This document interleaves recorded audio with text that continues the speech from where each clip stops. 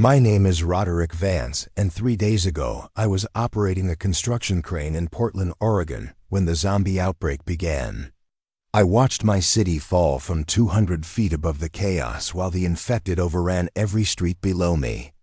The flu vaccine that was supposed to protect us turned my neighbors into monsters, and I barely escaped my apartment building alive. Now I coordinate survivor rescues from my crane cab, while the military builds containment walls around our dying city.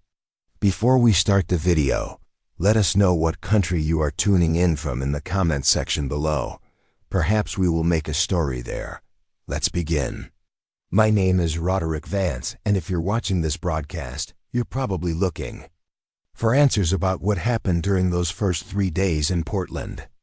I'm going to tell you everything because someone needs to know how fast the world can end.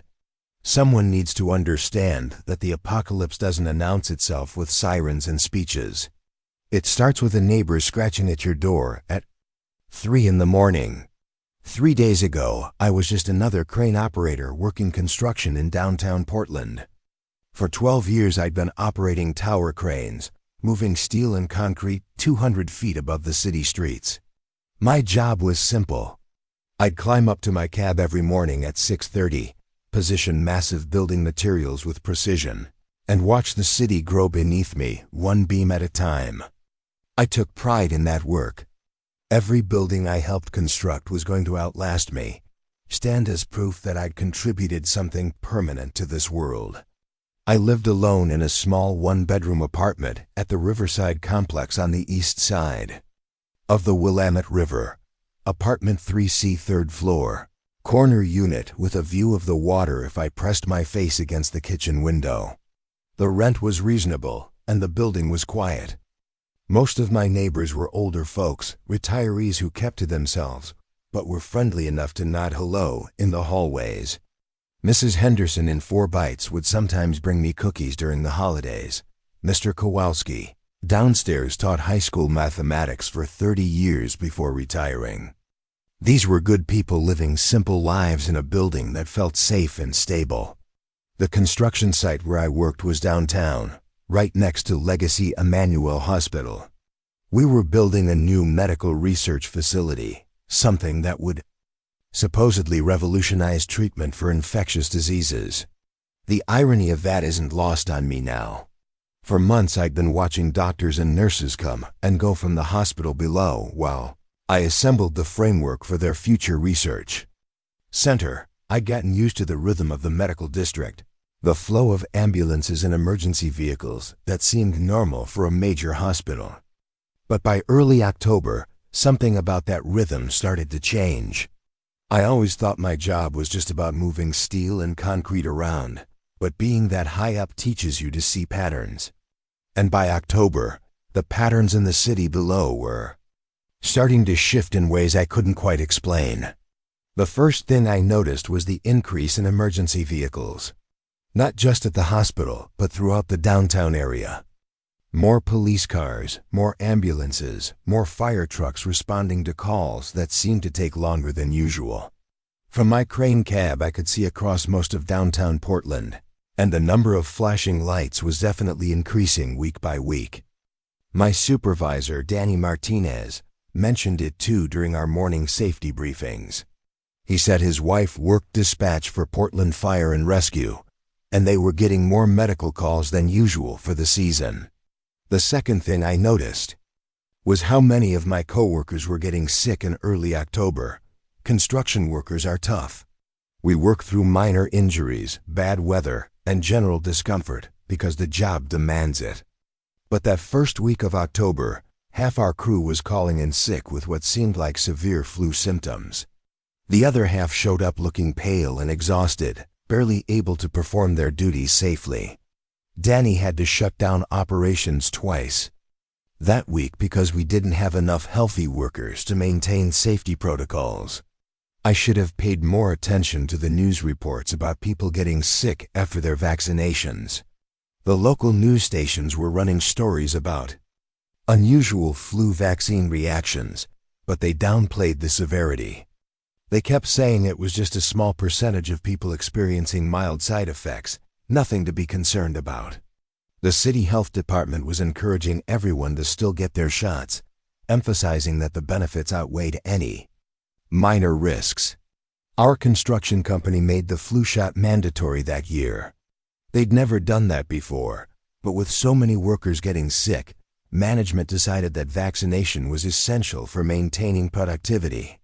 The company arranged for a mobile clinic to come to our site, but most of us were told to get our shots at local pharmacies to spread out the demand.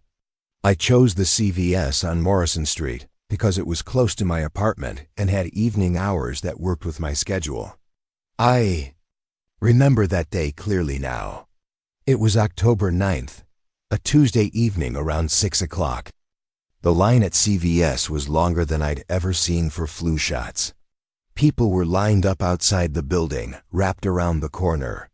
Everyone seemed eager to get vaccinated, talking about how bad the flu season was supposed to be and how important it was to protect themselves and their families.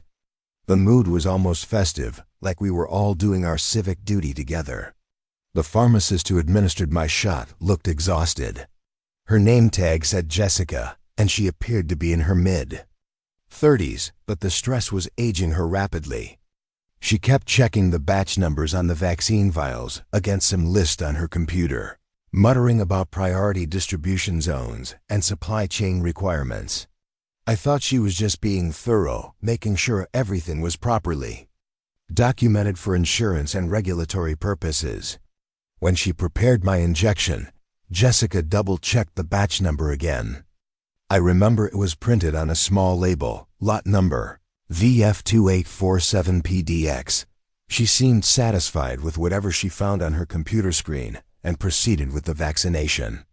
She mentioned that this particular batch was part of a priority distribution program for high-density urban areas designed to provide enhanced protection against multiple flu strains. She said I was lucky to get one from this batch because supply was limited and demand was high. The injection itself was unremarkable.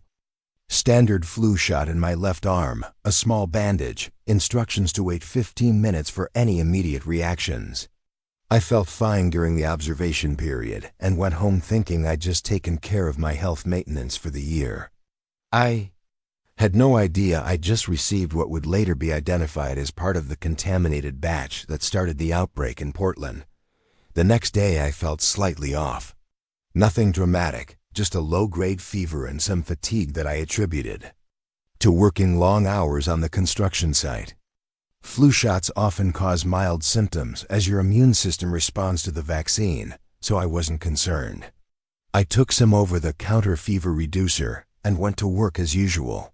From my crane cab, I could see the hospital below going about its normal business, and everything seemed routine. But that afternoon I started noticing more activity than usual in the hospital parking lot. There were several ambulances lined up at the emergency department entrance, which wasn't unusual, but they seemed to be staying longer than normal. Patients were being wheeled in on gurneys at a steady pace, and I could see medical staff moving with more urgency than the typical hospital bustle. I assumed there had been a major accident somewhere in the city, maybe a multi-car collision or industrial incident that was generating multiple casualties. My coworker, Jake Rodriguez, was operating the crane adjacent to mine that day, and during our lunch break, he mentioned that his girlfriend worked as a nurse at Emmanuel. She'd texted him that morning saying they were dealing with an unusual number of patients presenting with severe neurological symptoms following flu vaccinations.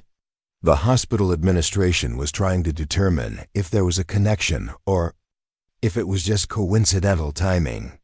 Jake seemed worried, but I told him that adverse vaccine reactions were rare, and the hospital staff would figure out what was happening. I kept thinking about something my supervisor Danny had said that afternoon. After we resumed work, he mentioned that not only were half our crew members sick, but he'd heard similar reports from other construction sites around the city. The electrical contractors working on the hospital project had lost a third of their workforce to illness. The plumbing subcontractors were struggling to maintain their schedule because so many workers were out sick. Danny said it felt like the entire construction industry in Portland was dealing with the same problem simultaneously. That evening, when I got home to my apartment, I turned on the local news to see if there were any reports about increased illness in the city. The lead story was about the Portland Trail Blazers' upcoming season, followed by a report about traffic improvements on Interstate 84. There was a brief mention near the end of the broadcast about increased emergency room visits related to flu symptoms, but the reporter emphasized that this was normal for October and people shouldn't be concerned. The city health officer appeared on camera to reassure viewers that the flu vaccine remains safe and effective, and everyone should continue to get vaccinated according to the recommended schedule. But I kept thinking about what I'd observed from my crane that day. The constant stream of ambulances, the obvious stress among hospital staff, the way medical personnel were moving with unusual urgency. My elevated position gave me a perspective that most people didn't have, and what I was seeing didn't match the calm reassurances on the evening news. October 10th was worse. I woke up feeling better physically, but the view from my crane revealed a city that was clearly struggling with something more serious than a typical flu outbreak. The number of emergency vehicles on the streets had doubled overnight. I could see police cars and ambulances racing through downtown Portland in a constant stream, their lights creating a persistent flashing display across the cityscape. The hospital below our construction site was operating beyond normal capacity, with patients on gurneys lined up in the parking lot waiting for admission. During our morning safety meeting, Danny announced that we were operating with minimal crew again. More workers had called in sick overnight, and several who had been out earlier in the week were still not well enough to return. He said the company was considering suspending operations until the illness situation stabilized, but they wanted to maintain progress on the hospital project, given the obvious increased demand for medical facilities. From my crane cab, I could see unusual activity throughout the medical district. There were refrigerated trucks parked behind the hospital, which struck me as odd for October weather. Medical staff were moving equipment and supplies in larger quantities than normal, and there seemed to be some kind of emergency protocol in effect. I saw them wheeling patients out of the hospital and into those refrigerated trucks, which made no sense unless they were dealing with more casualties than the hospital could handle internally. The radio chatter on our construction site frequency was picking up unusual emergency service communications. Our radios weren't supposed to receive those channels, but sometimes signals would bleed through, especially during high activity periods. I was hearing fragments of conversations between paramedics and emergency dispatchers that mentioned terms like containment protocols and biological hazard procedures. These weren't terms typically associated with seasonal flu outbreaks. Jake mentioned during lunch that his girlfriend had texted him again with more concerning information. The hospital was implementing emergency staffing protocols and canceling all non-essential procedures. They were converting conference rooms and administrative offices into temporary patient care areas. Most alarming, she said that several healthcare workers had become ill with the same neurological symptoms they were treating in patients. The hospital administration was starting to question whether they were dealing with a contagious condition rather than isolated vaccine reactions.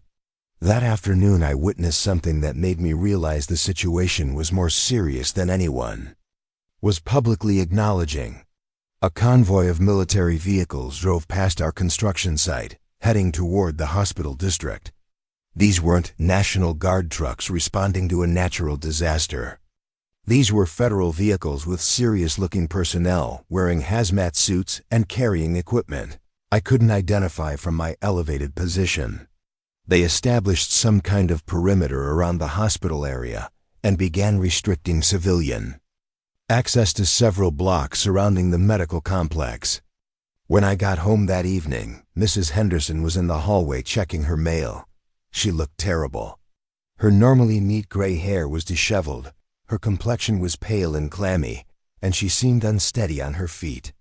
When I asked if she was feeling all right, she said she'd gotten her flu shot the same day I had and had been feeling increasingly worse ever since. She mentioned strange dreams, difficulty concentrating, and a persistent feeling that something was wrong, but she couldn't identify what. I suggested she contact her doctor, but she said she'd been trying to reach him for 2 days without success. The evening news that night finally acknowledged that Portland was experiencing an unusual medical situation. The reporter said that local hospitals were dealing with higher than normal patient volumes related to adverse reactions to flu vaccines, but emphasized that the vast majority of people who received vaccinations were perfectly fine. The city health department was working with the Centers for Disease Control to investigate the situation and determine appropriate responses. Citizens were advised to seek medical attention if they experienced severe symptoms, but there was no need for panic or concern about the vaccine program overall. I should have been reassured by the official response, but something about the tone felt wrong. The health officials seemed to be reading from prepared statements rather than addressing the reality of what was happening on the streets. The reporter looked uncomfortable, like there was information she wasn't allowed to share. Most telling, the news broadcast ended with an unusual public service announcement about emergency preparedness, recommending that families maintain supplies of food, water, and medications in case of service disruptions. October 11th started with ominous signs that the situation was deteriorating rapidly. I woke up to the sound of sirens that seemed to continue throughout the early morning hours without stopping. Looking out my apartment window, I could see smoke rising from several locations across the city, and the normal flow of traffic was disrupted by emergency vehicles and road closures. The morning news was reporting widespread power outages, communication system failures, and transportation disruptions throughout the Portland metropolitan area. Danny called me at 6 in the morning to say that work was suspended indefinitely. The hospital construction site had been declared off limits by federal authorities, and all workers were instructed to stay away until further notice. He said similar shutdowns were happening at construction sites throughout the city, and nobody seemed to know when normal operations might resume. His voice carried a level of concern I'd never heard from him before, and he advised all workers to stay home and monitor the news for updates. The television news that morning was dramatically different from previous days. Instead of calm reassurances, reporters were describing a rapidly evolving emergency situation that was overwhelming. Local response capabilities. Hospitals throughout the Portland area were reporting unprecedented numbers of patients with severe neurological symptoms, and several medical facilities had suspended normal operations to focus on emergency care. The National Guard had been activated to assist with maintaining public order and distributing emergency supplies. Most disturbing were the reports about healthcare workers becoming ill at alarming rates. Doctors, nurses, and emergency medical personnel who had been treating affected patients were developing the same symptoms, suggesting that the condition was indeed contagious despite initial claims that it was related to isolated vaccine reactions. Several hospitals had been evacuated after staff members became too ill to provide patient care, and the remaining functional medical facilities were operating far beyond their intended capacity. I spent most of that day monitoring news coverage and trying to contact family members in other parts of the country. My sister lived in Seattle, and when I finally reached her by phone, she said similar situations were developing in other major cities along the West Coast. San Francisco, Los Angeles, and San Diego were all reporting unusual illness outbreaks following flu vaccination campaigns. The pattern was consistent. Initial cases attributed to vaccine reactions, followed by rapid spread among healthcare workers and family members of affected individuals. The phone connection with my sister was poor and kept cutting out, which was unusual for landline service. She managed to tell me that the federal government was implementing emergency protocols in multiple states, and travel restrictions were being put in place to prevent the spread of whatever was causing the illness. Outbreak. She urged me to stock up on essential supplies and avoid contact with anyone who seemed sick, especially anyone who had received flu vaccinations in recent weeks. That evening I made a trip to the grocery store to purchase emergency supplies. Following my sister's advice and the public service announcements that were becoming more frequent on television, the store was crowded with people who had apparently received similar advice, and many shelves were already empty of non-perishable food items, bottled water, and basic medical supplies.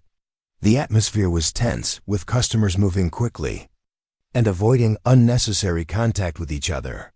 While waiting in a long checkout line, I overheard conversations that revealed how much information was circulating despite official attempts to maintain calm. People were sharing reports from friends and family members in other cities, describing hospital evacuations, quarantine zones, and government responses that suggested the situation was far more serious than public announcements indicated. Some customers mentioned they were planning to leave the city, but others said major highways were being monitored and travel was being restricted. The checkout clerk looked exhausted and kept coughing throughout her shift. When I asked if she was feeling all right, she said she'd gotten her flu shot a week earlier and had been feeling progressively worse each day. She mentioned that several co-workers had called in sick and store management was struggling to maintain normal operations. As she handed me my receipt, I noticed that her hands were shaking and there were dark circles under her eyes that suggested she hadn't been sleeping well. When I returned to my apartment building that evening, the atmosphere had changed noticeably. The normally quiet hallways felt different, with muffled sounds coming from behind closed doors that suggested people were moving around more than usual, perhaps packing or preparing for something. The building's elderly residents, who typically gathered in the lobby during evening hours to socialize, were nowhere to be seen. Even the building's usual sounds felt muted and ominous. I checked on Mrs. Henderson by knocking on her door, but there was no response even though I could hear movement inside her apartment. Through the thin walls, I could hear what sounded like furniture being moved around, but when I called out to ask if she needed help, the movement stopped abruptly. I waited for several minutes, but she never came to the door or responded to my voice. I assumed she was resting and didn't want to be disturbed, but something about the situation felt wrong. That night, the local news broadcast took on an increasingly urgent tone. Reporters were describing the situation as a public health emergency that was straining response capabilities beyond their limits. The mayor of Portland held a press conference to announce that the city was requesting federal assistance to manage what he called an unprecedented medical crisis. He urged citizens to remain calm, but acknowledged that normal city services might be disrupted, while authorities worked to address the situation. The most alarming development was the announcement that several hospitals had been completely evacuated after staff members became too ill to provide patient care.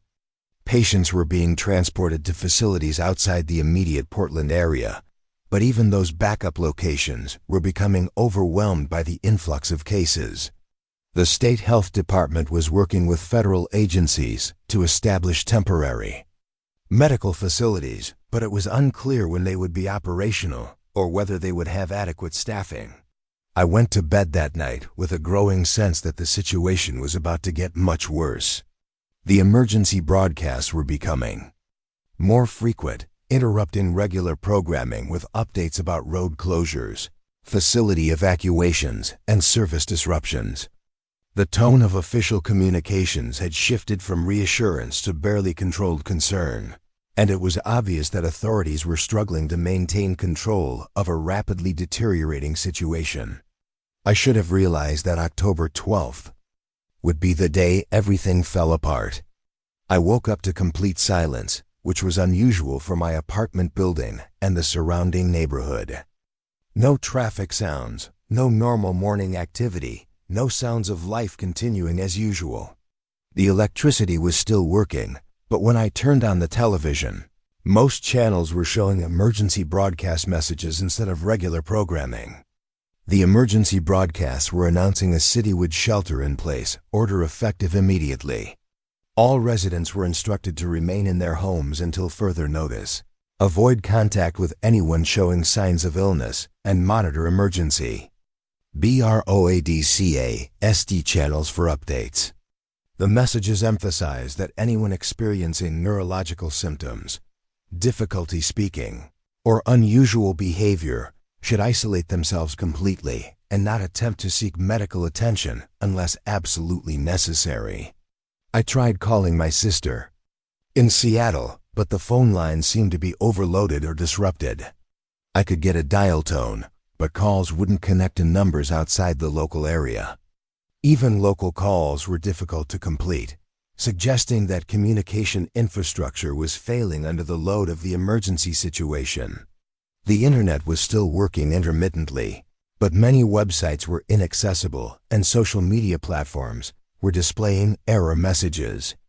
From my apartment window, I could see that the streets were nearly empty, except for emergency vehicles and military trucks. The few civilians who were visible were moving quickly and avoiding contact with each other. Several buildings in my neighborhood had windows that were covered with blankets or boards, suggesting that residents were trying to block visibility into their homes. Smoke was rising from multiple locations across the city, and the normal sounds of urban life had been replaced by distant sirens and occasional helicopter activity. Around noon, I heard the first scratching sound at my door. It was soft at first, like an animal pawing at the wood, but it gradually became more persistent and urgent.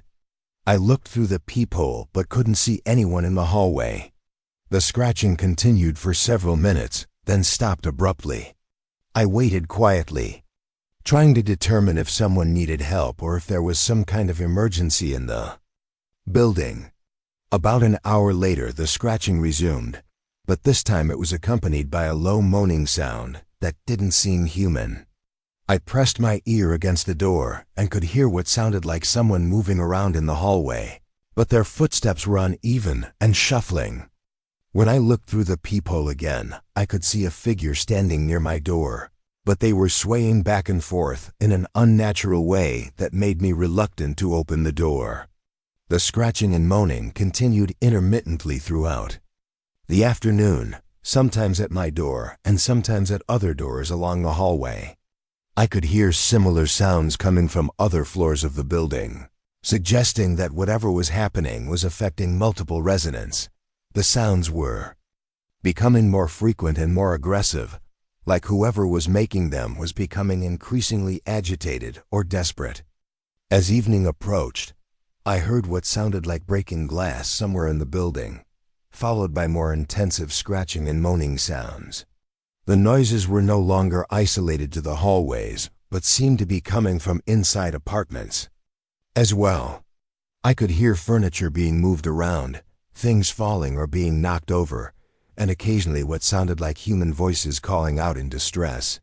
Around 8 o'clock that evening, my phone started buzzing with emergency alerts. The messages were more urgent than previous warnings, instructing residents to barricade themselves in secure locations and avoid contact with individuals showing signs of illness.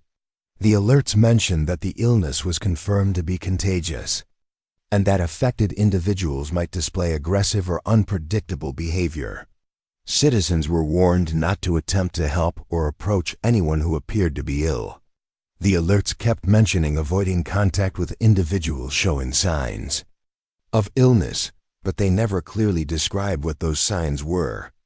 They never explained the sick ones would lose their ability to speak coherently, that their behavior would become predatory, or that they would actively seek out healthy people. The official warnings made it sound like we were dealing with people who had severe flu symptoms, not individuals who had fundamentally changed into something else. I spent the evening gathering supplies and trying to make sense of what was happening around me. The scratching at my door had become more aggressive, and I could hear similar sounds throughout the building. Whatever was affecting my neighbors was spreading rapidly, and it was becoming clear that the official response was completely inadequate for the reality of the situation.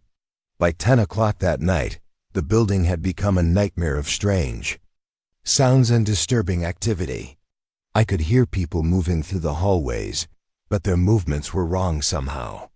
Shuffling footsteps, scratching at walls and doors, occasional moaning or growling sounds that definitely weren't normal human vocalizations. The emergency broadcasts had stopped providing updates, replaced by automated messages repeating the same basic instructions to shelter in place and avoid contact with others.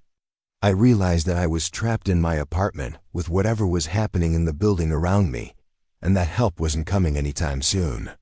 The official response had failed before it really began, and I was going to have to figure out how to survive on my own. I started thinking about my construction skills, my knowledge of building layouts and structural systems, and how I might be able to use that expertise to escape if the situation continued to deteriorate. Around midnight, I heard Mrs. Henderson's voice in the hallway, but it didn't sound like her anymore. She was making sounds that might have been attempts at speech, but the words were slurred and distorted beyond recognition. She was at my door again, but instead of the gentle knocking she'd always used when bringing me cookies, she was scratching frantically at the wood with what sounded like her fingernails. I looked through the peephole and saw her standing directly in front of my door, but her appearance had changed dramatically since I'd seen her just days earlier. Her normally neat gray hair was matted and disheveled. Her clothing was stained and torn, and her posture was wrong somehow.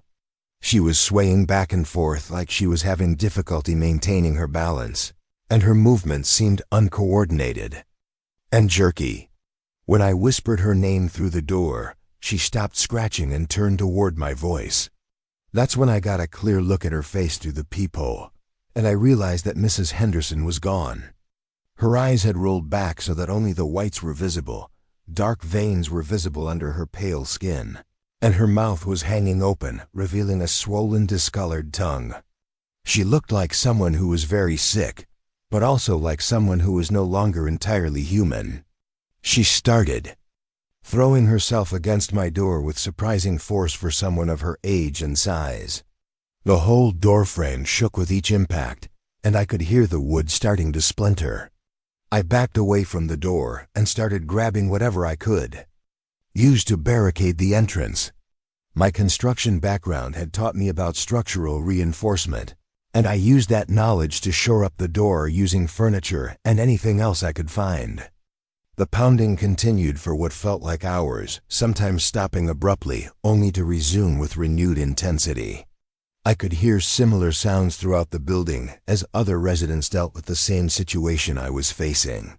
Whatever had happened to Mrs. Henderson was happening to other people in the building, and they were all becoming aggressive and dangerous.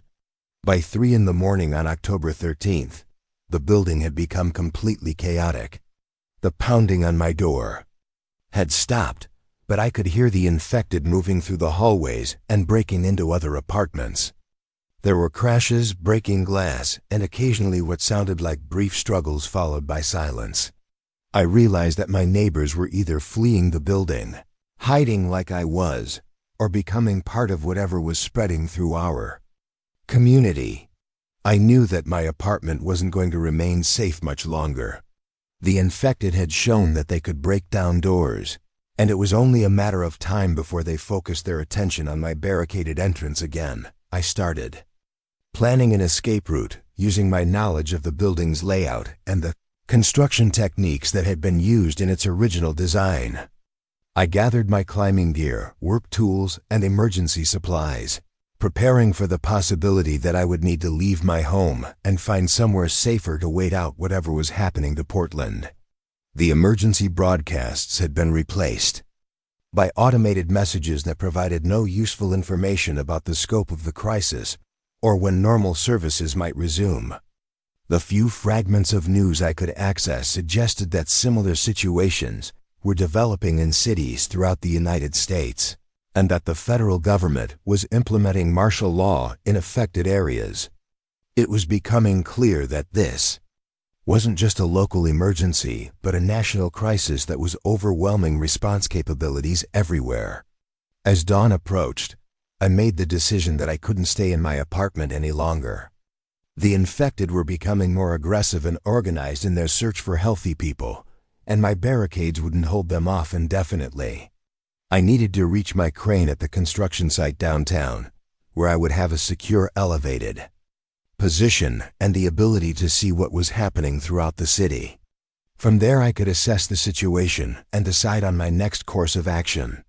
I spent the final hours before sunrise preparing for what I knew would be the most dangerous journey of my life. I would have to navigate through a building full of infected neighbors, cross streets filled with similar dangers, and reach a construction site that might itself be compromised. But staying in my apartment meant certain death, and my crane represented the best chance I had for both immediate survival and long-term strategic advantage. The scratching started again just as the sun was coming up, but this time it wasn't just at my door. I could hear it in the walls, suggesting that the infected had figured out how to access the building's internal systems. They were learning, adapting, becoming more effective at hunting the healthy people who remained. I knew that within hours they would find ways to breach my barricades, and I needed to be gone before that happened. I spent the rest of that night pressed against my door, listening to my building die around me. By sunrise on October 13th, the screaming had stopped completely. That's when I knew the real nightmare was just beginning. The silence was worse than the chaos because it meant that either everyone had fled the building, or they had become something else entirely, the infected. Don't scream when they're hunting. They just scratch and moan and search relentlessly for anyone still breathing. Looking out my apartment window at sunrise revealed a transformed neighborhood that barely resembled the Portland I'd known for years. The streets were littered with abandoned cars, their doors hanging open like their owners had fled in panic. Several vehicles had crashed into storefronts or other cars, suggesting that people had been trying to escape when whatever was affecting them reached a critical stage. Smoke was rising from at least 6 different locations that I could see from my third-floor window, indicating that fires were burning throughout the city with no emergency response to contain them. The morning radio broadcast painted a citywide picture of complete system failure. Emergency services had been overwhelmed within hours of the outbreak's peak, and most first responders had either been evacuated from the city or had become casualties themselves. The National Guard units that had been deployed to Portland were reporting heavy losses and requesting immediate reinforcement from federal military forces. Hospitals throughout the metropolitan area had been abandoned after their staff became infected at rates that made continued operation impossible. The radio kept mentioning evacuation routes to safe zones outside the city, but from my window I could see Interstate 5 stretching toward the southern suburbs. It looked like a massive parking lot of abandoned vehicles extending as far as I could see. Whatever was happening in Portland, there had been no successful escape for the thousands of people who had tried to flee by car. The evacuation routes that were supposed to save lives had become death traps where people were trapped in traffic when the infection reached its peak. Every news report emphasized that the contaminated flu vaccine batches had been distributed, specifically to high-priority urban areas as part of an enhanced protection program. Portland, Seattle, San Francisco, Los Angeles, and a dozen other major cities had received these special vaccines that were supposed to provide superior immunity against multiple flu strains. Instead, they had delivered a coordinated biological disaster that was simultaneously destroying every major population center on the West Coast. I realized that my food and water supplies wouldn't last more than a few days if I remained barricaded in my apartment. More critically, the infected in my building were becoming more aggressive and systematic in their search for survivors. I could hear them moving through the hallways in groups now, checking every door and trying different methods to gain entry to secured apartments. They were learning from their failures and adapting their hunting strategies with each attempt. The emergency broadcasts had devolved into automated loops that provided no useful information about rescue operations or safe locations. The few live announcements that interrupted the automated messages were increasingly desperate reports from isolated emergency personnel requesting immediate evacuation from positions that were being overrun. It was becoming obvious that official response capabilities had collapsed completely and that anyone who survived would have to do so without government assistance. I spent the morning taking inventory of everything in my apartment that might be useful for survival. My construction work had taught me to always maintain emergency supplies and basic tools, so I had flashlights, batteries, a first aid kit, some non-perishable food, and several gallons of water. More importantly, I had my climbing gear, safety harnesses, and rope that I used for crane maintenance work. That equipment was going to be essential for any escape attempt. From my kitchen window, I could see the construction site where I'd worked for the past 8 months. The tower crane was still standing exactly where I'd left it on Friday afternoon. Its boom extended over the partially completed medical research facility. That crane represented my best chance for both immediate survival and strategic advantage. From the operator's cab 200 feet above the city, I would have an unobstructed view of the entire metropolitan area and access to radio, communication equipment that might still be functional. But reaching the construction site meant traveling almost 2 miles through streets that were clearly overrun with infected. I would have to leave my apartment building, cross the Willamette River, and navigate through downtown Portland to reach the crane. Every step of that journey would expose me to dangers that I was only beginning to understand. The infected weren't just random sick people wandering around aimlessly. They were actively hunting for healthy survivors with a persistence and coordination that suggested they retained some capacity for strategic thinking. I spent several hours observing the infected through my apartment window, trying to understand their behavior patterns and identify potential weaknesses I could exploit. They moved differently during daylight hours than they had during the night. In darkness they seemed more frantic and aggressive, but during the day they were more methodical and patient. They would spend long periods standing motionless, then suddenly burst into activity when they detected movement or sound that might indicate the presence of survivors. The most disturbing discovery was that they seemed to be communicating with each other somehow. I watched a group of 4 infected in the street below respond simultaneously to something I couldn't detect, all turning toward the same building at exactly the same moment. They moved together toward that building and began systematically checking every entrance, working as a coordinated team rather than individual predators. This level of organization suggested that whatever had transformed them hadn't completely destroyed their cognitive abilities. Around noon, I witnessed my first clear example of how the infected were spreading through the survivor population. A family emerged from a house across the street, moving quickly toward a car parked in their driveway. They appeared to be uninfected and were carrying suitcases and supplies for what looked like an evacuation attempt. The father was checking the area carefully while the mother loaded their car with 2 young children. The family had almost reached their vehicle when infected emerged from multiple hiding places simultaneously. They came from behind parked cars, from inside other houses, and from around corners in a coordinated ambush that trapped the family in their own driveway. The father tried to fight them off while his wife got the children into the car, but there were too many attackers coming from too many directions. Within minutes, the entire family had been overwhelmed. What happened next confirmed my worst fears about how the infection was transmitted. The infected didn't kill their victims immediately. Instead, they restrained them and appeared to be biting, or otherwise transmitting whatever had transformed them.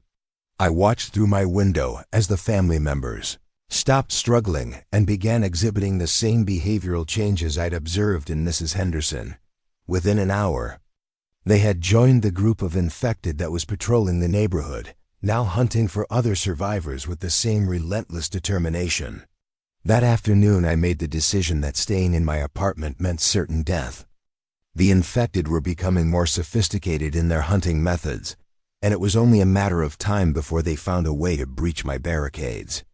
I needed to reach my crane before they discovered my location and before my supplies ran out completely. The journey would be extremely dangerous, but remaining trapped in my apartment was guaranteed suicide. I began preparing for my escape by gathering everything that might be useful for the journey. My construction safety harness and climbing rope would allow me to access areas that the infected might not be able to reach. My work tools could serve as weapons if necessary, and my knowledge of Portland's building layouts and infrastructure systems might provide routes that weren't obvious to the infected. Most importantly, my experience working at height had taught me to stay calm under pressure and make careful decisions when my life depended on precision.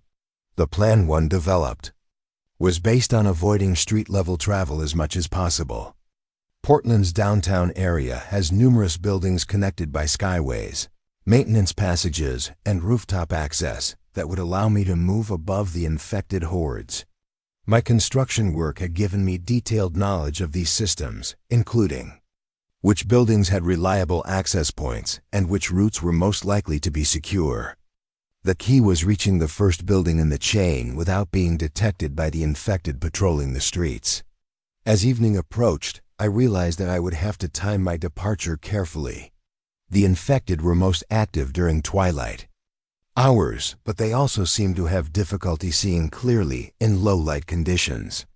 If I could leave my building during the brief window when visibility was reduced, but the infected hadn't yet transitioned to their nocturnal hunting behavior, I might be able to reach the adjacent building before being detected. I spent the final hours before departure making sure I understood exactly what I was facing. The infected in my building had been my neighbors just days earlier. Mrs. Henderson had brought me cookies every Christmas for 2 years. Mr. Kowalski had helped me move furniture when I first moved into the apartment. These were people I'd known and respected, but they were no longer human in a meaningful sense. They had been transformed into predators whose only remaining drive was to hunt and convert any survivors they encountered. The scratching at my door resumed around 6 o'clock that evening, but this time it was more systematic and persistent than before. I could hear multiple infected working together, testing different parts of my barricade and looking for structural weaknesses they could exploit. They were no longer just randomly clawing at the wood. They were conducting what amounted to an engineering assessment of my defenses, probing for failure points with intelligence that was terrifying to witness. I knew that my barricades wouldn't hold much longer. The infected had obviously learned from their previous failures and were applying that knowledge to develop more effective breach methods. I could hear them discussing their approach in the Mayo approach in the distorted vocalizations that had replaced normal human speech. They were coordinating their efforts and sharing information about what they discovered during their assault on my door. The time had come to leave everything I'd known as normal and venture into a world that had been completely transformed in just 3 days. I gathered my essential supplies, checked my climbing gear one final time, and prepared to abandon the apartment that had been my home for 2 years. I had no idea if I would survive the journey to my crane, but I knew with certainty that staying would mean joining the infected within hours. I opened my apartment door to find the hallway filled with infected neighbors, but they were all facing away from me toward the stairwell. Something had attracted their attention in that direction, giving me a brief opportunity to move in the opposite direction toward the emergency exit at the far end of the hallway. This was exactly the kind of tactical advantage I needed to exploit if I was going to survive long enough to reach the construction site. The moment I stepped into the hallway, I learned the most important rule of survival in this new world. The infected hunt primarily by sound rather than sight. Mrs. Henderson was less than 3 feet away from me, but she was facing toward the stairwell where other infected were making noise as they searched the lower floors. As long as I moved silently and didn't attract their attention, I could navigate through them without immediate detection. Moving through that hallway was like walking through a nightmare populated by people I'd known as friendly neighbors just days earlier. Mrs. Henderson stood motionless near the stairwell entrance, her gray hair matted with dark stains and her clothing torn from her attempts to break down doors. Mr. Kowalski was pressed against the wall near apartment 3A, his face showing the same vacant expression and rolled back eyes that indicated complete transformation. The most disturbing aspect of moving through the infected was seeing how they retained some aspects of their former selves, while losing everything that had made them human. Mrs. Henderson was still wearing the same cardigan she'd worn every day since I'd known her, but now it was stained with substances I didn't want to identify. Mr. Kowalski still had his reading glasses hanging around his neck, but his eyes no longer focused on anything in the physical world. I reached the emergency exit at the end of the hallway without being detected, but opening the door revealed that the stairwell was filled with infected from multiple floors. They were moving between levels in search patterns that suggested they were systematically checking every possible hiding place in the building.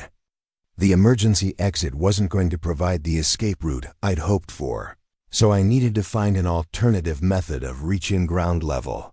My construction experience had taught me that most apartment buildings have utility access areas that aren't obvious to casual observation. I located the maintenance room near the emergency exit and discovered that it contained access to the building's internal systems, including electrical, plumbing, and ventilation infrastructure. More importantly, it had a service ladder that led down to the basement level where I might be able to find an exit that wasn't being monitored by the infected. The maintenance passages were cramped and uncomfortable, but they provided concealment from the infected who were focused on searching the residential areas of the building. I used my flashlight sparingly to navigate through the building's infrastructure, following utility lines and service corridors that eventually led to the basement level.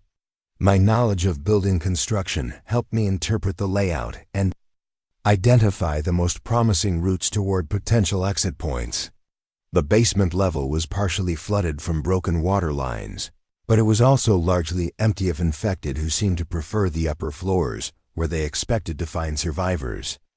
I discovered that the building's parking garage connected to the basement through a service entrance that the infected hadn't yet discovered. This gave me access to the outside world without having to navigate through the main lobby, where infected were definitely waiting. The underground parking garage provided my first clear view of the scope of the disaster that had overtaken Portland. Cars were abandoned throughout the garage in positions that suggested their owners had fled in panic when the transformation began. Many vehicles had their doors standing open and personal belongings scattered around them, indicating that people had grabbed what they could carry and run for their lives without looking back. Most disturbing were the vehicles that contained evidence of struggles that had taken place during the height of the outbreak. Broken windows, bloodstains on seats and dashboards, and personal items that suggested families had been trapped in their cars when the infection reached them. The parking garage had become a tomb filled with evidence of desperate escape attempts that had failed when people realized there was nowhere safe to run. I made my way through the garage by moving between vehicles for concealment, checking each area carefully before advancing to the next position. The infected seemed to prefer areas with more activity and human scent, so the garage was relatively safe as long as I avoided making noise that might attract their attention from other areas of the building. My construction work had taught me to move carefully and deliberately in dangerous environments, skills that were proving essential for survival. The garage exit led to a street that was completely transformed from the neighborhood I'd known just days earlier. Abandoned vehicles blocked most of the roadway, creating obstacles and hiding places that could conceal infected waiting to ambush survivors.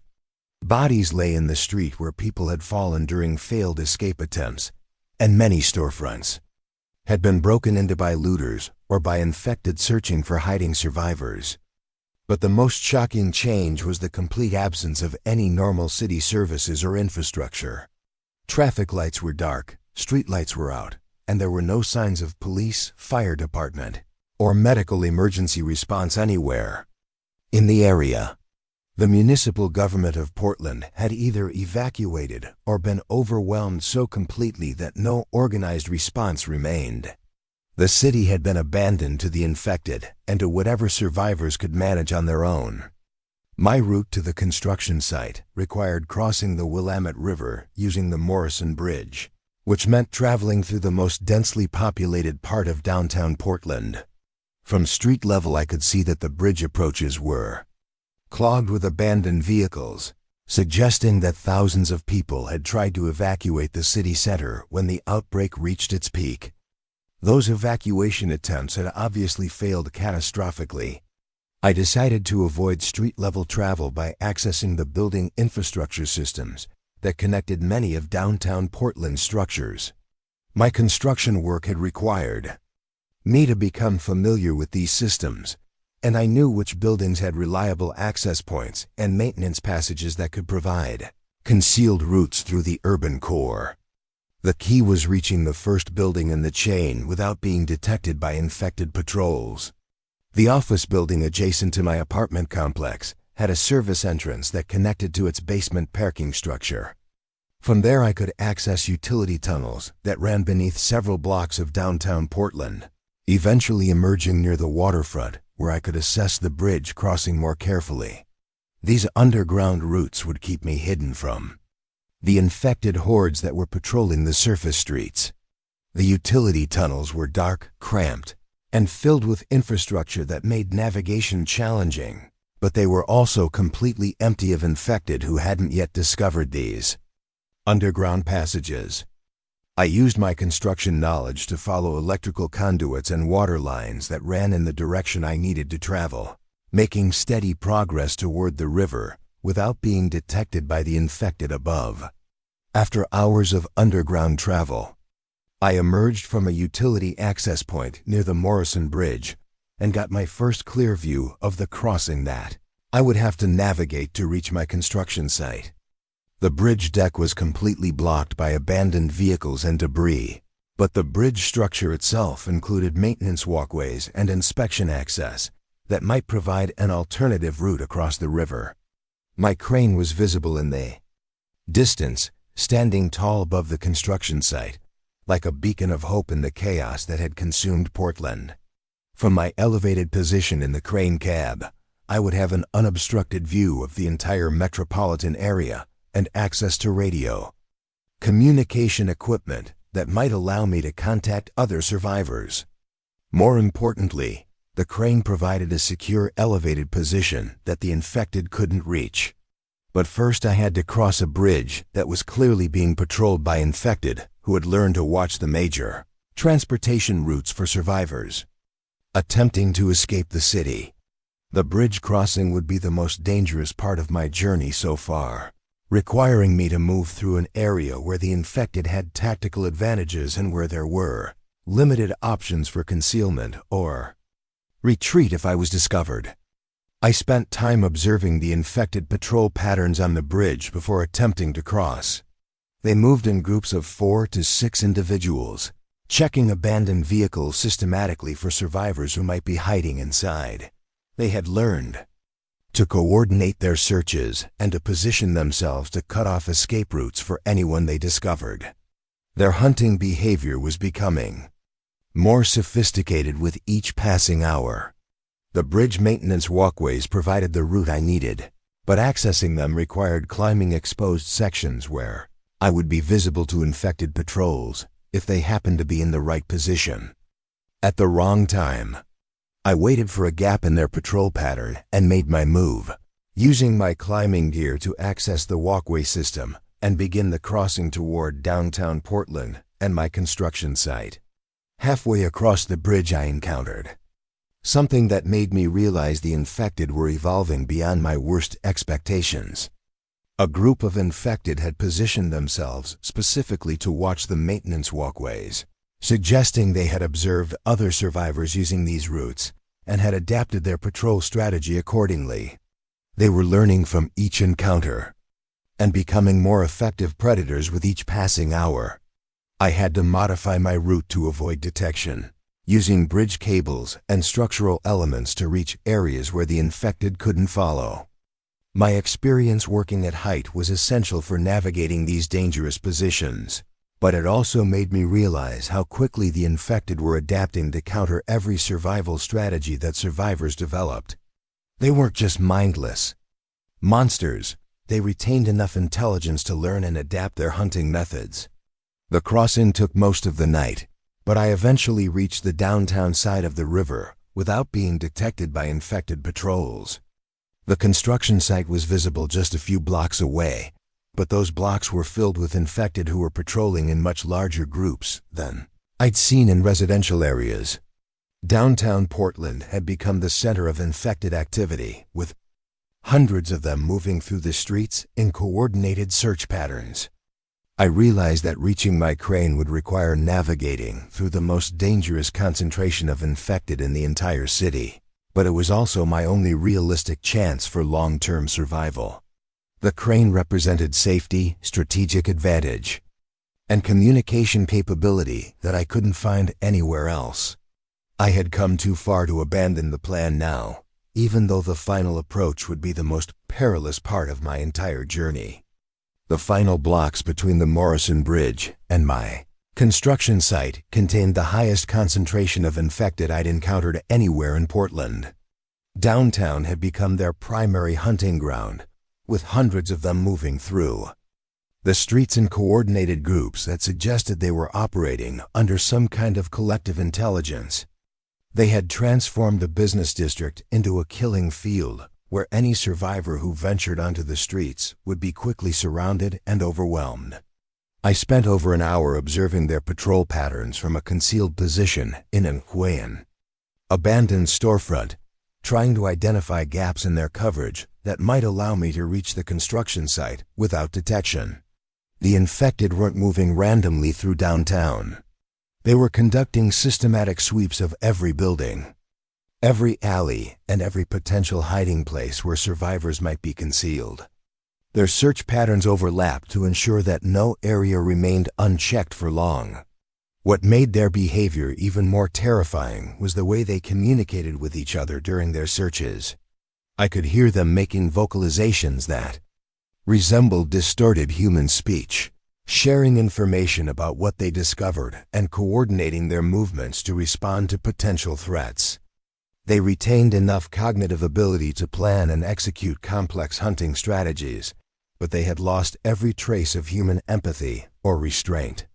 The construction site where my crane was located sat in the middle of this infected stronghold, surrounded by groups that were actively patrolling the perimeter. They seemed to understand that tall structures like cranes represented potential safe zones for survivors, so they were maintaining constant surveillance of any location that might provide elevated refuge. Getting to my crane would require penetrating their defensive perimeter and reaching the tower base without being detected. I realized that a direct approach to the construction site would be suicide. The infected had positioned themselves to observe all the obvious routes, and they had demonstrated that they could coordinate rapid responses to any survivor they detected.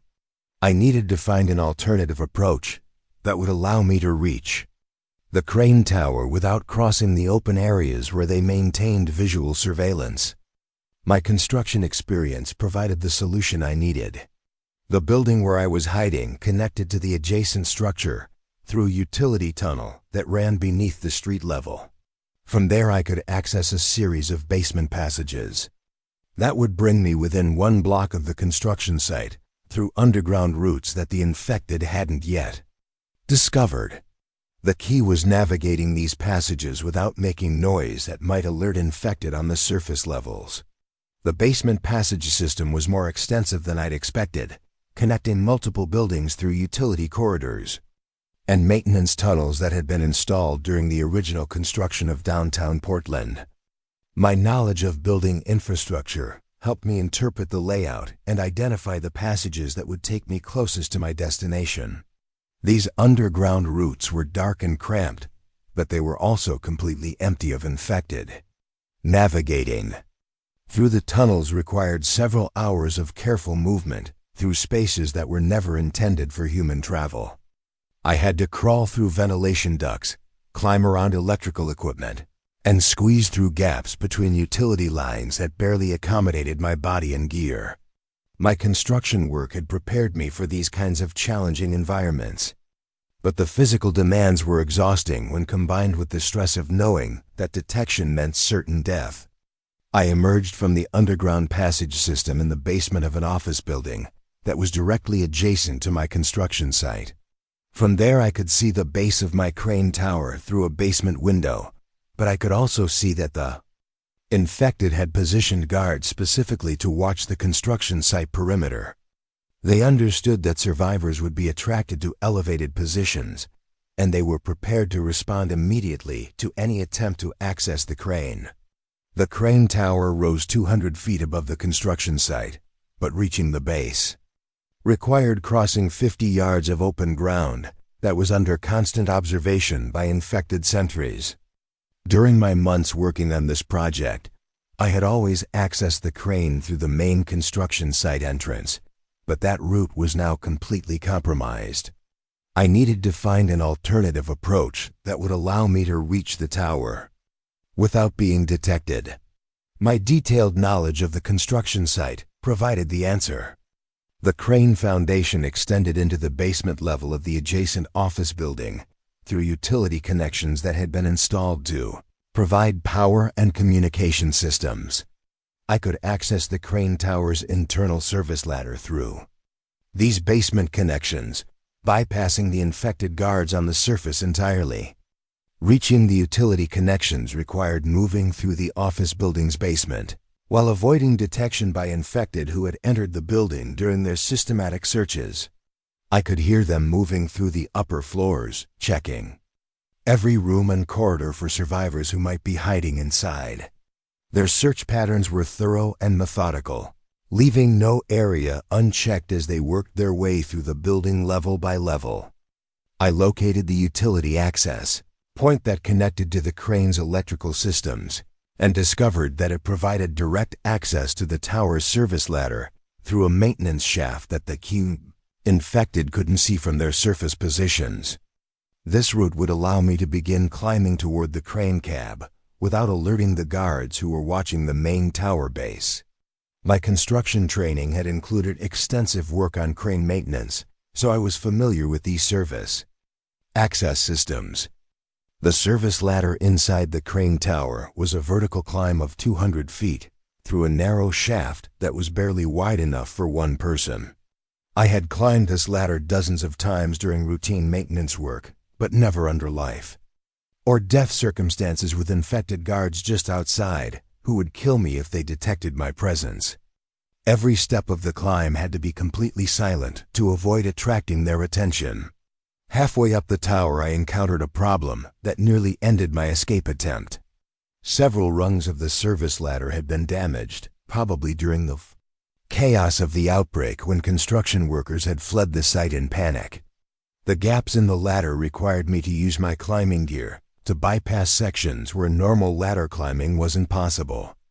This was exactly the kind of technical challenge that my construction experience had prepared me for, but it was also time-consuming and potentially noisy. I could hear infected moving around the base of the crane tower as I worked to bypass the damaged ladder sections.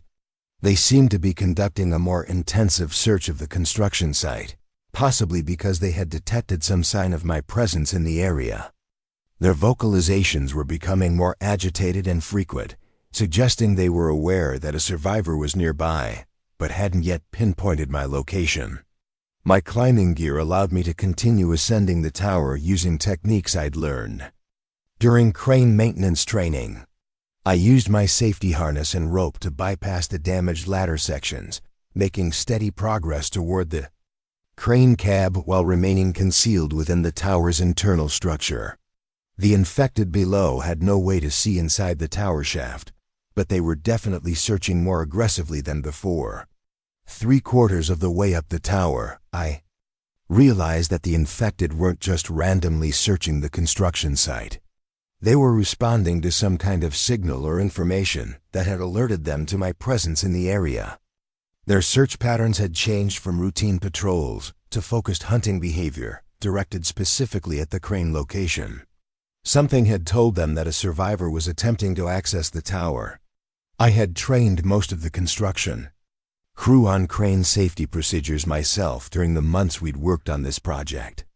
Several of my former co-workers were now among the infected searching for me below, and they retained enough memory of the site layout to understand exactly where I was trying to go. They knew that the crane represented the most secure elevated position in the entire area, and they were determined to prevent any survivor from reaching that advantage. The infected construction workers understood the site better than any random infected from the surrounding neighborhoods. They knew which routes provided access to the crane, which areas offered concealment for approaching survivors, and which positions would allow them to cut off escape routes most effectively. My own training and expertise were being used against me by the very people I had taught those skills to. As I approached the crane cab, I could hear infected beginning to climb the external ladder on the tower's outsurface. They had figured out that someone was inside the tower shaft, and they were attempting to reach the cab before I could secure it against their access.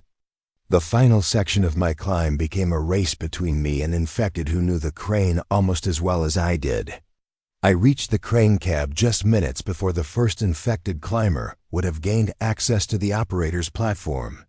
The cab's entry hatch had a locking mechanism that I engaged immediately, but I could see infected continuing to climb the external ladder with determination that suggested they wouldn't give up easily.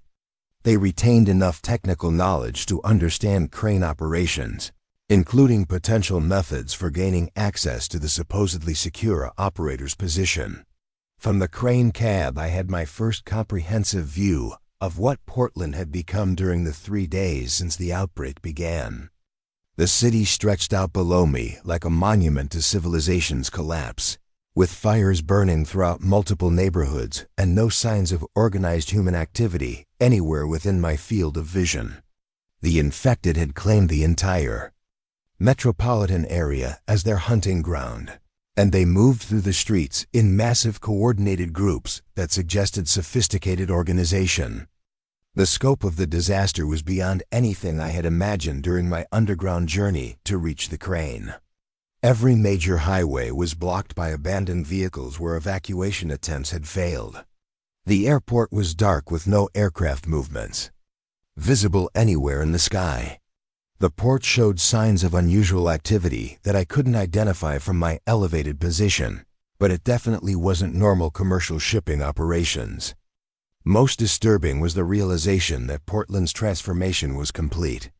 There were no areas of the city that remained under human control, no safe zones where survivors might have established defensive positions, no signs that any organized resistance to the infected was occurring anywhere in the region. The outbreak had achieved total victory in just 72 hours, converting an entire major metropolitan area into infected territory. The crane's radio communication system was still functional, and I immediately began attempting to contact other survivors who might have found similar elevated refuges throughout the city. The emergency channels were filled with automated distress signals from locations that had been overrun hours or days earlier, but I could also hear live transmissions from isolated survivors who were broadcasting their positions and requesting assistance from anyone who might be listening. The radio traffic painted a picture of scattered survivor groups that were trapped in various locations throughout Portland, each one desperately trying to hold defensive positions against infected, who were systematically hunting them down. Office buildings, apartment complexes, shopping centers, and industrial facilities all contained survivors who had barricaded themselves into supposedly secure areas that were gradually being compromised by increasingly sophisticated infected. Assault tactics. One transmission that caught my attention was from a family trapped on the roof of a hospital parking garage, about 6 blocks from my position. They had been there for 2 days without food or water while infected maintained a constant siege of their position. The family included 2 young children, and their situation was becoming desperate as they faced the choice between death from dehydration and death from infected attack. Looking toward their location through the crane's observation equipment, I could see the parking garage where they were trapped and the hundreds of infected that surrounded the structure. The infected had positioned themselves to prevent any escape attempt while gradually working to find access routes to the roof level. It was a coordinated siege operation that demonstrated tactical thinking and long-term strategic planning that shouldn't have been possible for mindless zombies. The family's radio transmissions were becoming weaker and more desperate as their situation deteriorated. They were asking any survivors who could hear them to remember their names and tell the world what had happened to Portland if anyone ever came to investigate the outbreak. They had given up hope of rescue and were simply trying to ensure that some record of their existence would survive even if they didn't.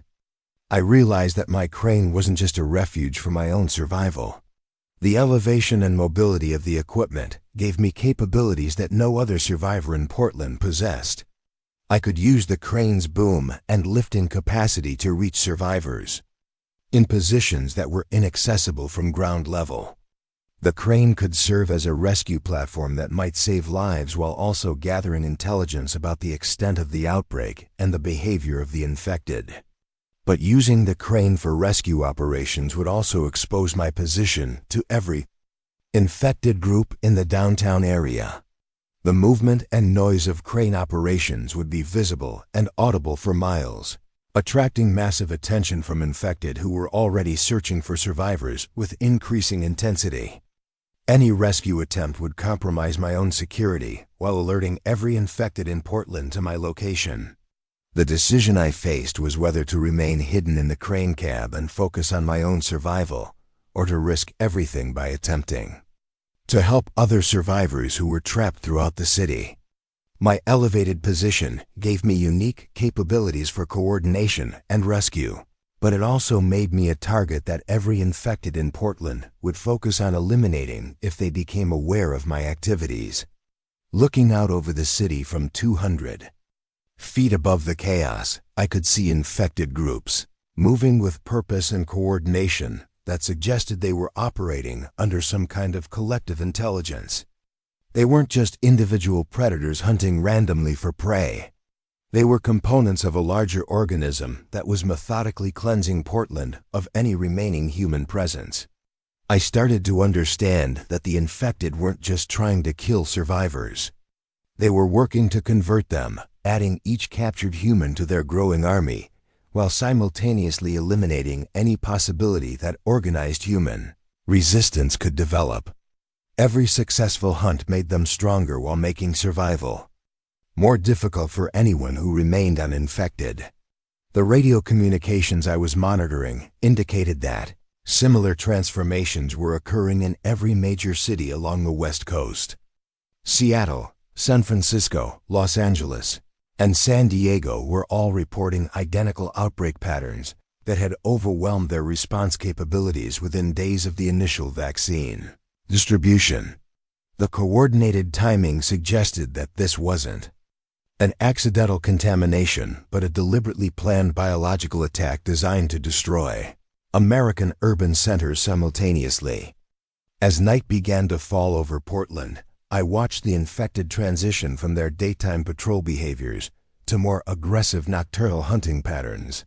Their movements became faster and more coordinated, and their vocalizations increased in frequency and intensity.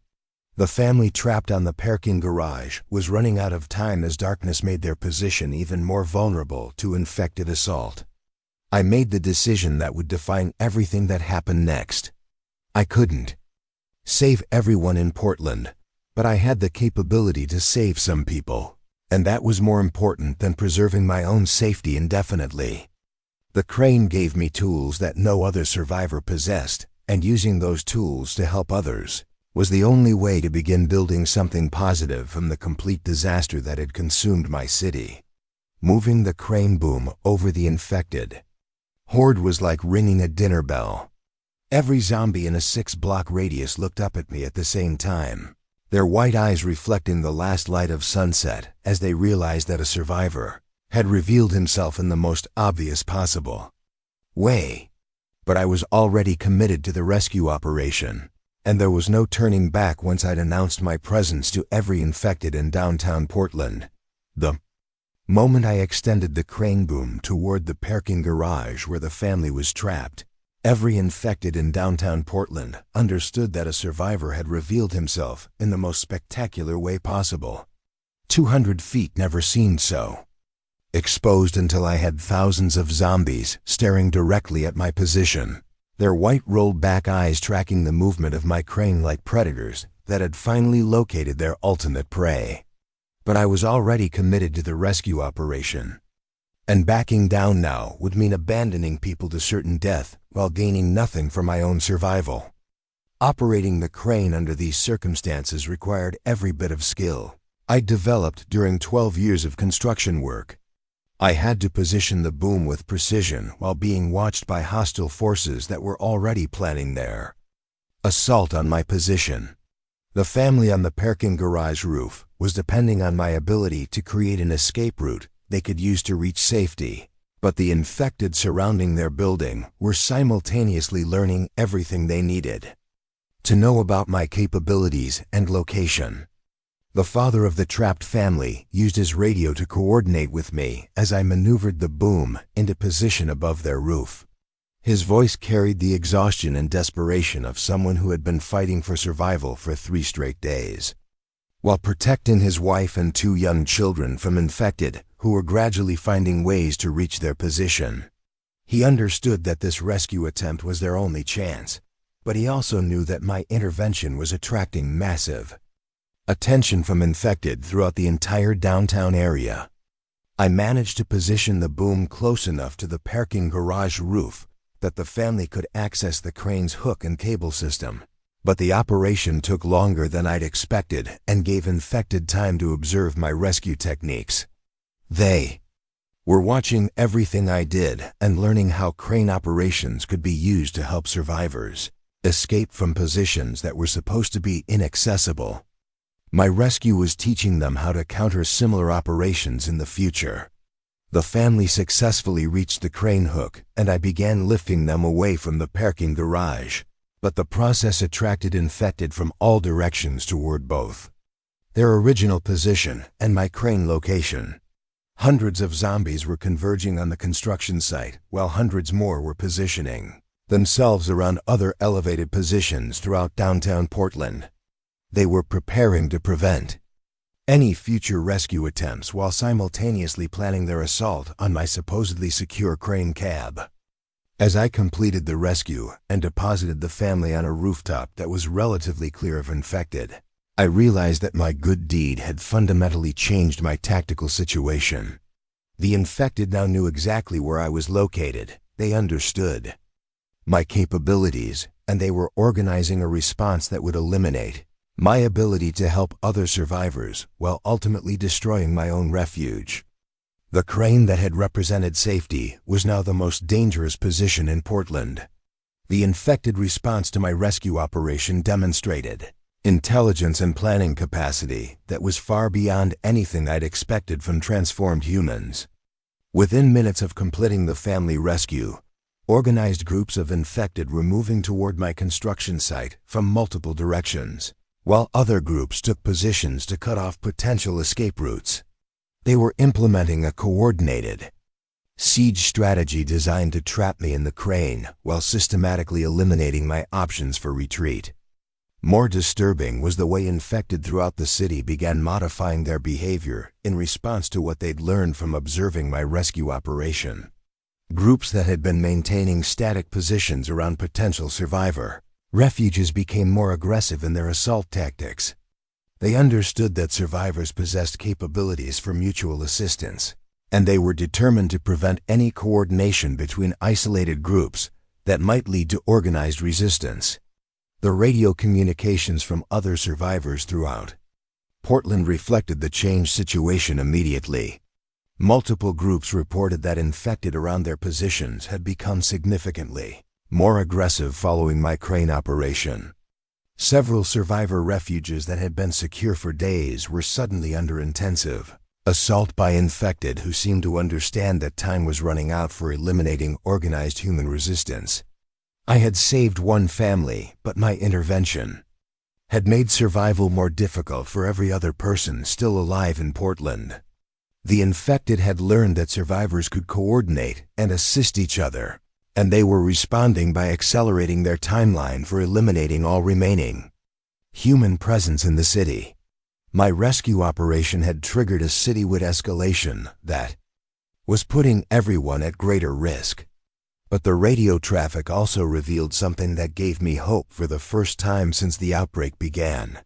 There were more survivors scattered throughout Portland than I'd realized, and many of them possessed skills and resources that could be valuable for coordinated resistance efforts. The infected had succeeded in isolating these groups, but they hadn't eliminated them.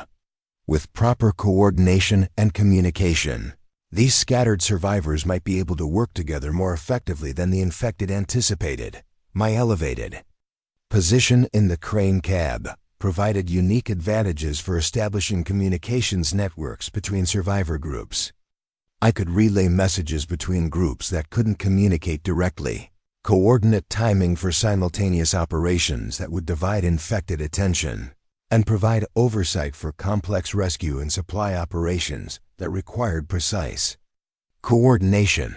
The crane wasn't just a refuge anymore. It was becoming a command and control center for Portland survivor operations. The family I'd rescued was now in radio contact from their new rooftop position, and they were already providing valuable intelligence about infected behavior patterns they'd observed during their 3-day siege. They reported that the infected operated differently during day and night cycles, with more aggressive and coordinated behavior after dark. They also confirmed that infected retained enough memory and intelligence to recognize specific locations and adapt their tactics based on previous encounters with survivors. Through the crane's radio system, I began establishing contact with survivor groups throughout Portland and beyond. Some transmissions were coming from other cities along the West Coast where similar outbreaks were occurring simultaneously. Seattle, San Francisco, and Los Angeles were all reporting identical scenarios where contaminated vaccine batches had triggered rapid urban transformation. The coordination of timing suggested that this was definitely a planned attack rather than an accidental contamination. One transmission that particularly caught my attention was coming from a group of survivors at the Portland International Airport who claimed to have witnessed military aircraft arriving with personnel who were not conducting rescue operations. Instead, these aircraft were delivering equipment and personnel who seemed to be implementing some kind of containment protocol around the entire metropolitan area. The survivors reported that military forces were establishing perimeters designed to prevent anything from leaving Portland rather than helping people escape. This information aligned with reports I was receiving from survivors near other transportation hubs throughout the region. Highway checkpoints were being established that prevented civilian evacuation, while allowing military and government personnel to enter and exit the contaminated zone. The official response wasn't focused on rescue operations but on containing the outbreak and preventing its spread to unaffected areas. The implications were terrifying to consider.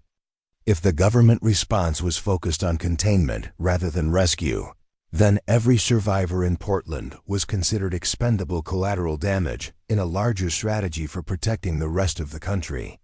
We weren't citizens to be rescued.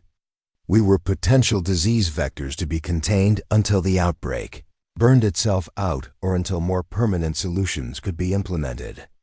Radio intercepts from military frequencies confirmed these suspicions. I was hearing communications that referred to Portland as a contaminated zone requiring indefinite quarantine. Military personnel were discussing timeline estimates for complete urban sterilization and resource requirements for maintaining containment perimeters. They were planning for Portland to remain contaminated indefinitely while preventing any spread to surrounding areas. The storm that began around midnight on October 14th added another layer of danger to an already desperate situation. Heavy rain and wind made operations from the crane cab extremely difficult, while also providing cover for infected who were positioning themselves for assault on my tower. The weather reduced visibility and increased noise levels that masked infected movement around the construction site. But the storm also revealed something unexpected about infected behavior that provided new strategic opportunities. The infected seemed to have difficulty operating effectively in severe weather conditions. Their coordination decreased, and their movements became less precise when they were dealing with rain and wind. The storm created windows of opportunity for survivor operations that might not exist under normal weather conditions. I used the storm cover to attempt additional rescue operations for survivors who had been trapped in positions that were too dangerous to approach. During clear weather, the reduced infected effectiveness allowed me to coordinate more complex operations involving multiple survivor groups working together to reach isolated individuals. The crane's capabilities combined with coordinated ground operations could accomplish rescues that wouldn't be possible under normal circumstances. During one particularly complex rescue operation, I coordinated with survivors in 3 different buildings to create a chain of safe passage that allowed people to move between structures while avoiding infected patrol routes. The operation required precise timing and communication to ensure that each phase was completed before infected could respond to the activity. My elevated position was essential for providing oversight and coordination that ensured everyone reached safety. These successful operations demonstrated that organized survivor resistance was possible despite the infected advantages in numbers and coordination. The key was leveraging the unique capabilities that different survivors possessed while using communication and planning to overcome infected tactical advantages. The crane provided command and control capabilities that made complex operations possible. But each successful operation also taught the infected more about survivor capabilities and tactics. They were learning from every encounter and adapting their strategies to counter the methods we were using. The infected response to our rescue operations became more sophisticated with each attempt, requiring us to develop new tactics continuously to stay ahead of their adaptive behavior. The radio network I was establishing between survivor groups was growing rapidly as word spread about successful rescue operations and coordination capabilities. Survivors throughout Portland were beginning to understand that they didn't have to face the infected alone. Coordinated resistance was possible, and the crane was serving as the communications hub that made organization feasible. By dawn on October 15th, I had established regular contact with dozens of survivor groups throughout Portland and was coordinating supply drops, rescue operations, and intelligence sharing that was significantly improving survival rates. For people throughout the city, the infected controlled the streets, but survivors were learning to operate above street level using building infrastructure and coordinated tactics that exploited infected weaknesses. The radio network was also providing intelligence about infected behavior that was crucial for survival planning. Different groups were observing infected from various positions throughout the city, and the combined intelligence painted a picture of sophisticated organization that operated according to predictable patterns. Understanding these patterns allowed survivors to predict infected movements and plan operations accordingly. Most importantly, the radio network was providing hope to people who had been isolated and facing certain death just days earlier. Survivors were no longer fighting alone against impossible odds. They were part of a growing resistance network that was learning to fight back effectively against infected forces. The psychological impact of knowing that organized help was available was as important as the actual rescue operations. But the growing success of survivor operations was also attracting attention from sources beyond the infected. Military radio traffic indicated that government forces were monitoring our communications and becoming concerned about organized resistance developing within the containment zone. The official response was supposed to involve passive containment until the outbreak resolved itself, not active survivor resistance that might complicate containment protocols. I began receiving radio transmissions that were clearly intended to locate and identify survivors who were organizing resistance activities. Government forces were attempting to map our communications network and identify key coordination nodes that could be neutralized to prevent organized survivor activities. The crane's role as a communications hub was making it a target for official elimination efforts as well as infected assault. The realization that I was facing threats from both infected forces and government containment operations fundamentally changed my strategic planning. Survival required avoiding detection by military forces while simultaneously fighting off infected assaults and coordinating rescue operations for other survivors. The crane provided capabilities that were essential for resistance operations, but it was also a visible target that attracted unwanted attention from multiple hostile forces. During the afternoon of October 15th, I observed military aircraft conducting surveillance flights over Portland that were clearly mapping infected distribution and survivor positions. The aircraft were taking detailed photographs of areas where survivor activity had been detected, and they were paying particular attention to elevated positions like cranes that could serve as coordination centers for resistance operations. The surveillance flights confirmed that government forces were treating survivors as potential problems to be managed rather than citizens to be rescued. Our success in organizing resistance was being viewed as a complication that threatened containment protocols. The more effective we became at fighting the infected, the more likely we were to attract government attention that could end our operations permanently. I realized that the radio network I was building had to be structured to minimize detection, while maximizing coordination capabilities. We needed communication protocols that could function even if key nodes like my crane were eliminated. The resistance network had to be resilient enough to survive targeted elimination efforts while continuing to provide coordination for survivor groups throughout Portland. The infected were also responding to our growing coordination by adapting their own tactics and organization. They were positioning forces specifically to attack communication nodes and prevent survivor coordination. The crane was under constant surveillance by infected who were clearly planning a major assault designed to eliminate my coordination capabilities permanently. As evening approached on what was becoming the most critical day since the outbreak began, I could see massive infected forces positioning themselves around the construction site while military aircraft maintained surveillance overhead. The crane that had started as my refuge was becoming the focal point for a three-way conflict between survivors, infected, and government forces that would determine the future of resistance operations in Portland. The radio network was reporting similar pressure on survivor groups throughout the city as infected forces launched coordinated assaults on multiple positions simultaneously. This was no longer about isolated survival or individual rescue operations.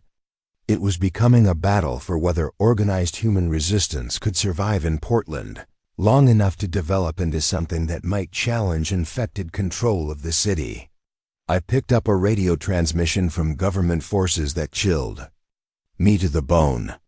They were discussing final evacuation protocols being implemented at Portland International Airport, but the transmission cut off mid-sentence with sounds of gunfire and screaming in the background.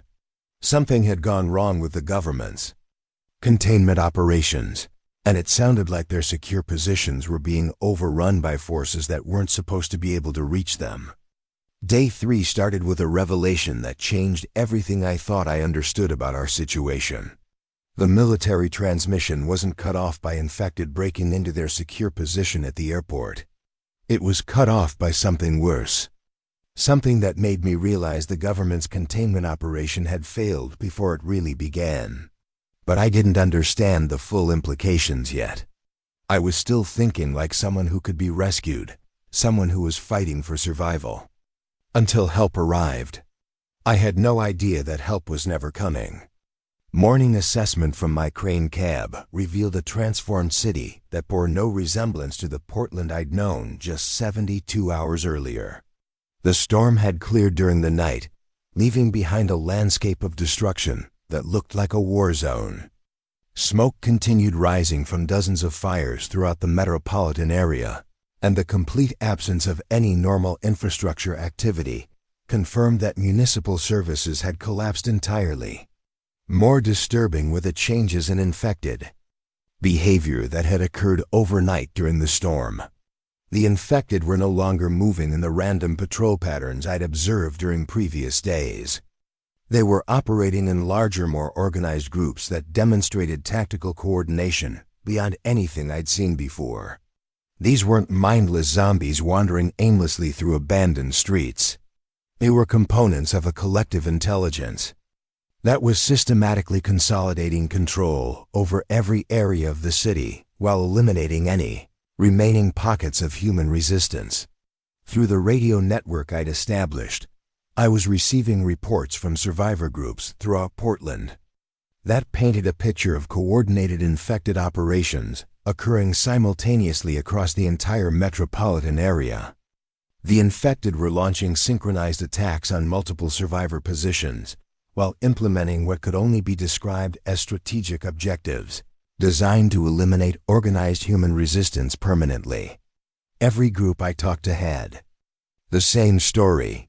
They'd tried to reach the official evacuation points that had been announced during the early stages of the outbreak, but those areas were completely overrun by infected forces that seemed to be specifically guarding against civilian escape attempts. The government evacuation plan hadn't just failed. It had been abandoned before most civilians even knew it existed, leaving thousands of people to die while they waited for rescue that was never intended to materialize. The radio traffic I was monitoring from military frequencies confirmed what survivor groups were reporting from their own observations. Military forces were not conducting rescue operations within Portland. They were implementing containment protocols designed to prevent anything from leaving the contaminated zone, while conducting reconnaissance to assess the effectiveness of whatever had caused the outbreak. We weren't citizens to be saved. We were test subjects in a biological experiment. I started coordinating with survivor groups to establish a more permanent communication network that could function independently of my crane position. The success of our rescue operations had made my location a target for both infected assault and government elimination efforts. The resistance network needed to be structured so it could continue operating even if key coordination nodes were destroyed by hostile forces. The communication hub I was building from my crane position had connected me with survivors who possessed skills and resources I hadn't expected to find in the chaos of the outbreak. There were doctors who were treating injured survivors in improvised medical facilities, engineers who understood infrastructure systems that could provide secure routes between safe areas, and former military personnel who were organizing defensive operations that had successfully held infected forces away from survivor refuges. Most valuable were the survivors who had worked in telecommunications and emergency services before the outbreak. They understood Portland's communication infrastructure and were helping to establish backup systems that could maintain coordination between survivor groups even if primary radio networks were compromised. These people were building the foundation for organized resistance that could challenge infected control of the city. But every successful coordination effort also attracted more attention from forces that were determined to prevent organized survivor activities. Government surveillance aircraft were conducting increasingly frequent reconnaissance flights over areas where survivor coordination had been detected. Military radio traffic indicated that officials were becoming concerned about resistance networks. That might complicate their containment protocols. The infected were responding to our growing coordination with their own organizational improvements. They were positioning forces specifically to cut off communication between survivor groups while launching more sophisticated attacks designed to eliminate coordination capabilities. The infected understood that preventing survivor coordination was essential for maintaining their control over Portland. Around noon on October 15th, I witnessed something that made me realize the infected were evolving beyond my worst expectations. A group of infected had organized what could only be described as a tactical assault on a survivor position that had been successfully defended for several days. They used coordinated flanking maneuvers, diversionary attacks, and sequential breach. Attempts that demonstrated military-level strategic thinking. The survivor group under attack was composed of former police officers who had established a defensive position in a police station that should have been impregnable to random zombie attacks, but the infected assault was anything but random. They had studied the defensive position, identified weaknesses in the perimeter, and executed a coordinated attack that overwhelmed the defenders despite their training and equipment advantages. What made the assault even more disturbing was the way infected forces throughout Portland responded to coordinate with the attack. While the main assault was occurring at the police station, infected groups at other locations launched diversionary attacks designed to prevent survivor reinforcements from reaching the besieged position. The entire city was being orchestrated as a single battlefield where infected forces operated with unified command and control. The radio communications from the police station during the final stages of their defense revealed that the infected were taking prisoners rather than simply killing everyone they captured. Officers reported seeing their colleagues being restrained and transported to unknown locations rather than being killed immediately. The infected were collecting survivors for purposes that nobody understood, but everyone feared. Through my binoculars, I could see the police station being evacuated by infected forces who were systematically removing equipment and supplies along with captured survivors. They weren't just occupying the position. They were harvesting everything useful while relocating human prisoners to central collection points. The infected were implementing resource management strategies that suggested long-term planning for whatever they intended to accomplish. The systematic collection of survivors and resources indicated that the infected had objectives beyond simply eliminating human presence from Portland. They were building something, organizing for some purpose that required both human prisoners and material resources. The transformation of Portland wasn't random destruction. It was preparation for whatever came next in their strategic plan. During the afternoon, I focused my attention on the port area where I'd been observing unusual activity since the beginning of the outbreak. Using the crane's observation equipment, I finally got a clear view of what was being constructed along the waterfront. Military ships from multiple countries were unloading construction equipment and personnel who were building what appeared to be a massive processing facility designed to handle large numbers of people. The construction at the port wasn't being conducted by infected forces. It was a coordinated international operation involving military personnel who were working around the clock to complete some kind of facility that required extensive security perimeters and specialized equipment. The ships flying foreign flags weren't bringing rescue operations. They were delivering components for a facility that would handle whatever remained of Portland's population. I realized that the international community had responded to the outbreak, not with humanitarian assistance, but with containment and processing capabilities designed to manage the aftermath of biological warfare. The facility being constructed at the port was intended to handle survivors and infected alike, but not for rescue purposes.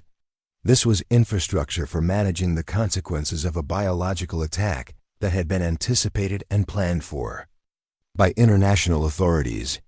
Military radio communications I intercepted confirmed that the port facility was ahead of schedule and would be operational within hours. Personnel were being briefed on processing protocols for both infected and survivor populations, with emphasis on maintaining containment while conducting research operations. The facility wasn't being built to help us. It was being built to study us. The reality was becoming clear that Portland had been selected as a test site for biological warfare techniques, and the international response was focused on gathering intelligence about the effectiveness of the attack rather than providing humanitarian assistance.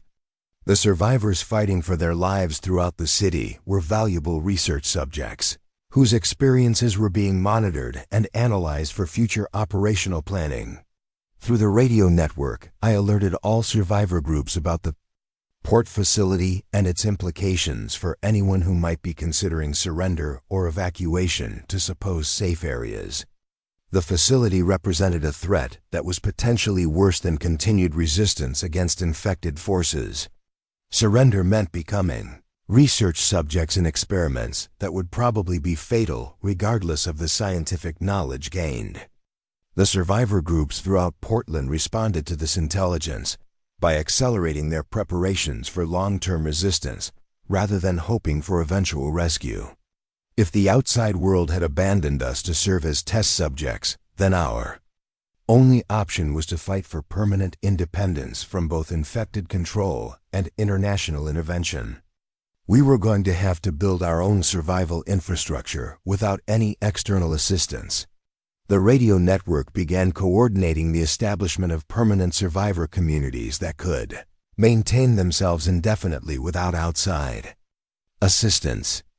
Groups with medical expertise were establishing treatment facilities for injured survivors.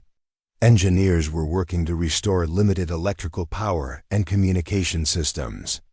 Agricultural specialists were planning food production systems that could support survivor populations long-term.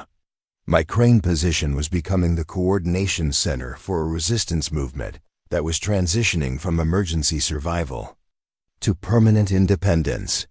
The radio network was enabling survivor groups throughout Portland to share resources, coordinate defensive operations, and plan for long-term community development that could sustain human presence in the contaminated zone indefinitely. But the success of resistance coordination was also attracting final elimination efforts from both infected forces and international military operations.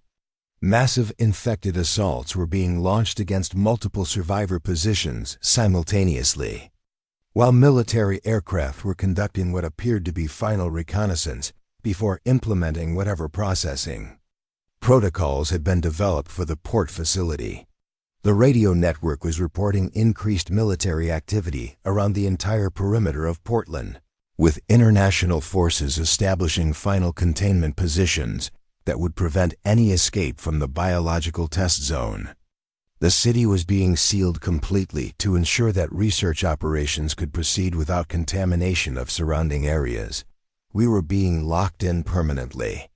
As evening approached on October 15th, I could see military convoys moving toward the port facility while infected forces throughout the city prepared for coordinated assaults on remaining survivor positions.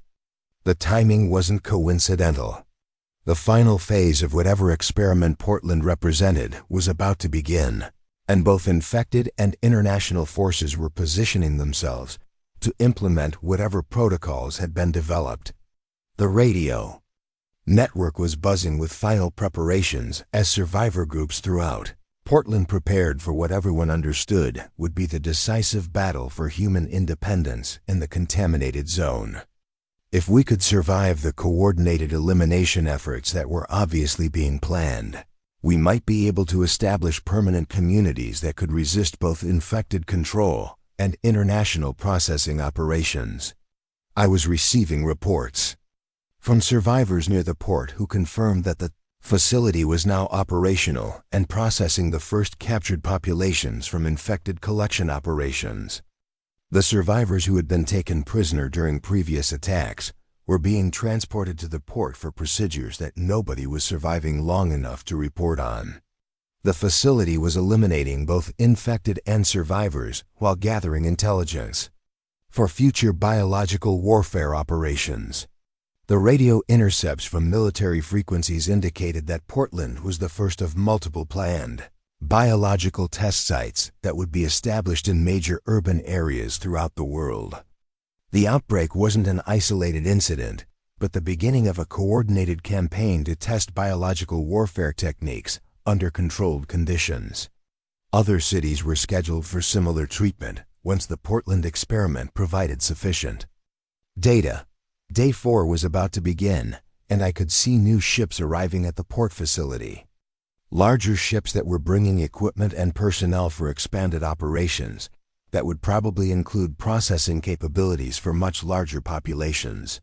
Whatever they were building at the port was almost finished, and they were preparing for significantly increased throughput of human subjects. But I could also see survivor groups throughout Portland implementing the coordination and resistance capabilities we developed over the past 3 days. Hidden communities were being established in areas where they couldn't be detected by either infected patrols or military surveillance. Communication networks were being deployed that could function without centralized coordination nodes, like my crane position. The resistance movement we'd built was becoming resilient enough to survive targeted elimination efforts, while continuing to provide mutual assistance and coordination for anyone who chose to fight rather than surrender for processing. Portland wasn't dead yet, and neither were we. We were becoming something new, something that neither infected forces nor international authorities had planned for in their strategic calculations. If you're out there, if you survived whatever happened in your area, find a radio and tune to Emergency Channel 9. Portland isn't finished, and our resistance network is still coordinating operations throughout the contaminated zone. We're proving that human communities can survive and thrive even under the worst conditions imaginable. The biological warfare experiment failed because it underestimated human resilience and our capacity for cooperation under pressure. The international forces thought they were conducting research on population collapse and social breakdown under biological attack conditions. Instead, they're witnessing the birth of resistance communities that are more organized and determined than anything that existed before the outbreak. We're not just surviving. We're building something better than what was destroyed.